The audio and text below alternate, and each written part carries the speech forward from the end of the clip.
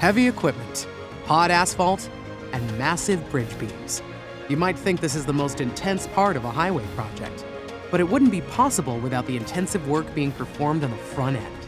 Today on Turnpike TV, learn how roadway ideas become reality.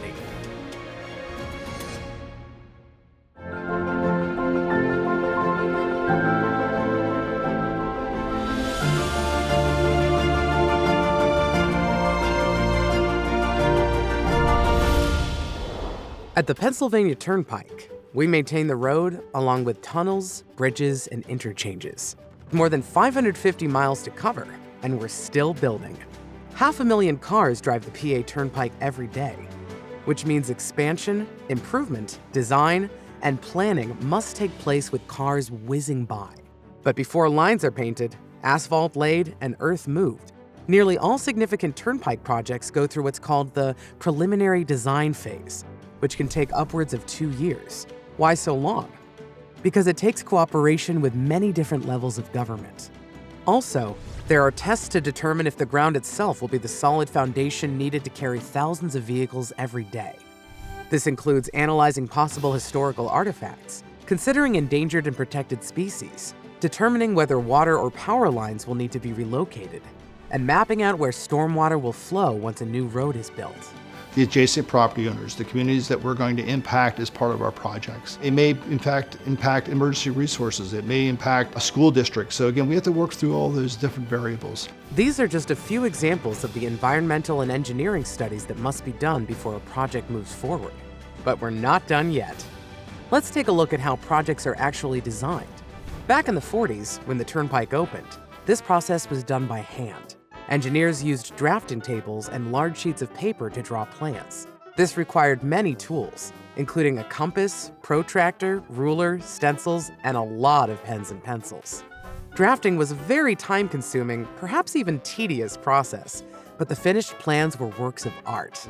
Today, engineers use forms of computer-aided design, or CAD. CAD programs have progressed from 2D renderings to full-scale 3D models. Computer hardware, software, and a mouse have replaced tools from the past. Understanding how the proposed project impacts people who live nearby, along with our natural resources, is a critical part of this phase. We may perform a noise analysis to see if sound barriers are needed. Or we might need to trace where rainwater flows off the road and make sure it won't create problems for those living nearby. Seeing a site and walking the area is the best and sometimes only way to complete these tests.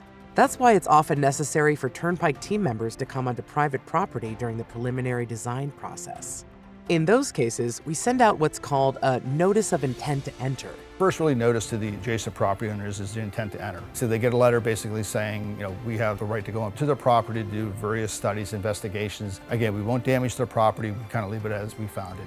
I can imagine if I would have received one of those letters, the first thing I would be saying is, what's going on here? I don't really know what's going on here. And really the one thing that has been difficult for us to really communicate adequately to the folks is the simple fact that this is a long process. Geologists, surveyors, and environmental scientists performing this work will always be credentialed and may be in uniform.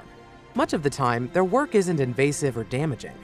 But if it is, we'll make it right. It's part of our job, legally, and because it's just the right thing to do. Once a project clears each of these, preliminary design is still only about 30% complete.